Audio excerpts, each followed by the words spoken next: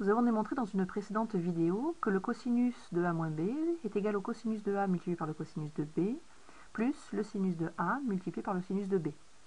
Ou encore que le cosinus de a moins x est égal à cos a cos x plus sin a sin x, et ceci quelle que soit la valeur de x. Alors on va tâcher maintenant de trouver la formule donnant le cosinus de la somme a plus b. Par un petit jeu d'écriture, cette somme, nous allons en fait l'écrire comme une différence pour se ramener à utiliser la formule précédente, à savoir a plus b n'est autre que a moins l'opposé de b. Si bien que, en utilisant la formule précédente avec dans le rôle de x la valeur moins b, on obtient alors le produit de cosinus a par le cosinus de moins b, donc plus le produit de sinus a par le sinus de moins b. Voilà, alors à ce stade-là, en fait, on va regarder d'un peu plus près les valeurs de cosinus et de sinus de moins b.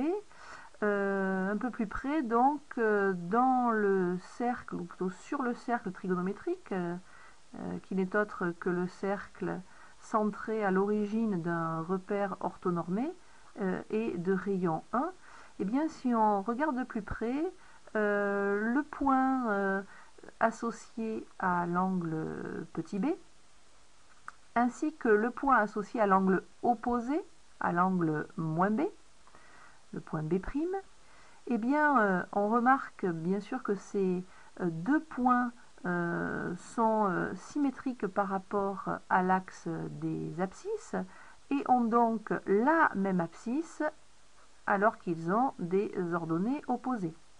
Ce qui nous conduit, pour l'égalité de leurs abscisses, au fait que le cosinus de moins b n'est autre que le cosinus de b, alors que pour leurs ordonnées opposées, on obtient le sinus de moins b vaut l'opposé de sinus b. Voilà, en utilisant alors ces deux résultats, on en déduit que le cosinus de a plus b vaut donc le produit de cosinus a par cosinus moins b, donc cosinus b, plus le produit de sinus a par sinus de moins b, autrement dit, moins sinus b.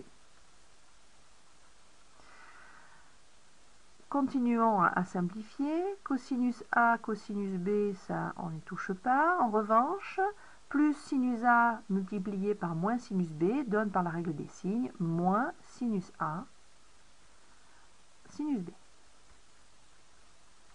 Voilà qui nous conduit à la formule suivante, concernant donc le cosinus, cette fois-ci, de a plus b. On obtient le produit des cosinus de a et de b, moins le produit des sinus de a et de b.